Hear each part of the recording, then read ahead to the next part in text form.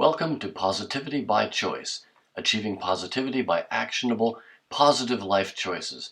To be positive, don't just think positive, do positive. Today's positive choice: civility.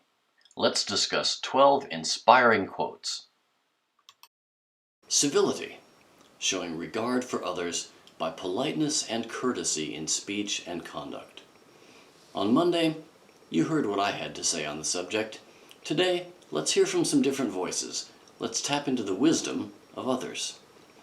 Civility does not require you to agree with or approve of anything. You just have to treat your neighbor the same way you would want your neighbor to treat your grandmother or your child. That was Barbara Brown Taylor. Let's think about that. It doesn't require you to agree with or approve. That's an important point. Some people believe that merely showing courtesy somehow implies that you're conceding the point, that you're acquiescing to the other person's views, that unless you're shouting no, you're not supporting your view adequately. Nonsense. You can be utterly courteous while adamantly disagreeing. As Julian Baggini put it, tell them clearly and with civility why you think they are totally, utterly, and disastrously wrong.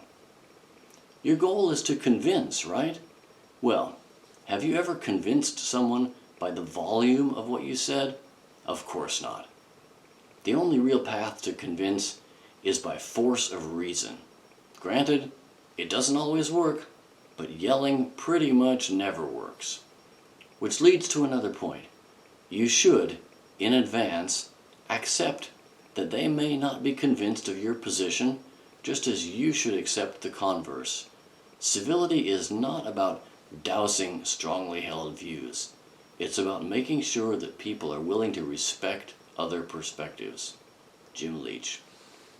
If we want people to accept us as we are, then we should afford the same courtesy to them. Norhafsa Hamid. Lead by example. Be the person who shows respect for the right of others to have their different view. That behavior is what gives you the right to have your view respected. Some people labor under the delusion that incivility makes them look powerful or dominant. Wrong again. It just makes them look pathetic. Rudeness is the weak person's imitation of strength. Eric Hoffer. Civility is all the more important when you are in a position of power or authority. That doesn't just mean an official job title. It means any situation where, confronted with incivility or rudeness on your part, the other person is constrained from defending themselves. Politeness is the first thing people lose once they get the power, said Amit Kalantri. The true greatness of a person is evident in the way he or she treats those with whom courtesy and kindness are not required. Joseph B. Worthland. Think about it.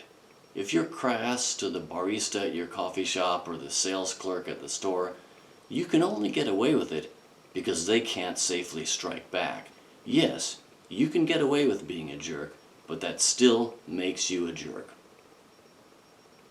And another power position not to be abused: parenthood. I always strove to treat my children with respect and courtesy. After all, if I would do so to a stranger, why would I not do so toward my own flesh and blood? C.S. Lewis commented, "Who has not been the embarrassed guest at family meals where the father or mother treated their grown-up offspring with an incivility which, offered to any other young people, would simply have terminated the acquaintance?" There are no exceptions. Family, friend, stranger, everyone deserves civility from you. True politeness consists in being easy oneself and in making everyone about one as easy as one can. Alexander Pope. Indeed, civility is a means to turn a stranger or adversary into an ally.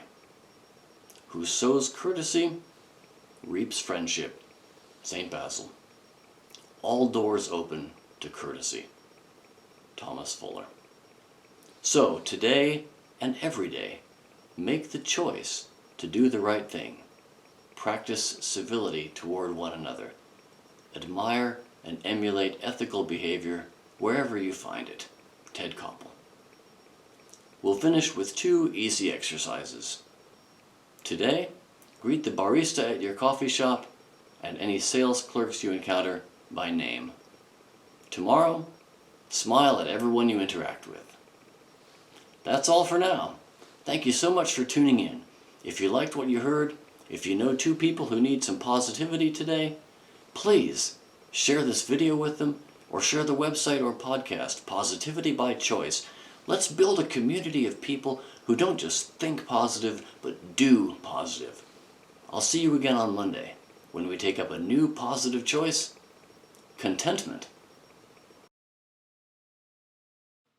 Check out positivitybychoice.com. Discover 100 actionable, positive life choices for a better you and a better world.